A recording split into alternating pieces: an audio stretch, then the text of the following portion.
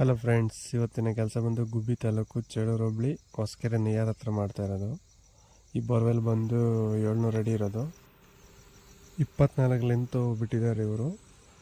ಇದು ಜೀಪಲ್ಲಿ ಎತ್ತಬೇಕಾದ್ರೆ 7 ಲೆಂತ್ ಬಂದಿದೆ.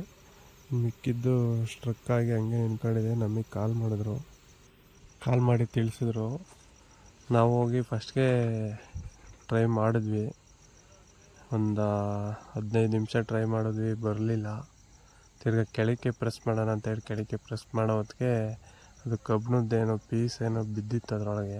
ಅದು ಎಲ್ಲ ಸ್ಟ್ರಕ್ ಆಗಿ ಫುಲ್ಲೆಲ್ಲ ಜಾಮ್ ಆಗಿತ್ತು.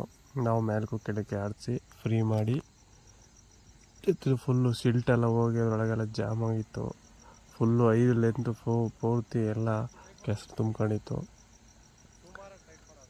ಮೋಟ್ರನ್ನು ಪಂಪ್ ಎಲ್ಲ ಬಂತು ನೋಡಿ. ಕಬ್ಬಿಣದ ಪೀಸು ಮೇಲಿಂದ ಹಾಕಿದ್ದಾರೆ ಯಾರೋ, ಇಲ್ಲ ಮಿಸ್ಸಾಗಿ ಬಿದ್ದಿದೆ. ಬೇಕು ಅಂತ ಯಾರೂ ಹಾಕಲ್ಲ, ಬಿದ್ದಿರುತ್ತೆ. ಮೋಟ್ರ್ ಪಂಪ್ 2 ಬಂತು. ಇದಕ್ಕೆ ಕೇಸಿಂಗು ಹಾಕಬೇಕು. ಕೇಸಿಂಗ್ ಹಾಕಿ ಸಿಲ್ಟೆಲ್ಲ ವಾಶ್ ಮಾಡಬೇಕು.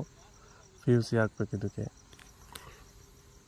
ನಿಮ್ಮದು ಇದೇ ಥರ ಯಾವುದಾದ್ರು ಪ್ರಾಬ್ಲಮ್ ಇದ್ದರೆ ಕಾಲ್ ಮಾಡಿ, ಇಲ್ಲ DM ಮಾಡಿ.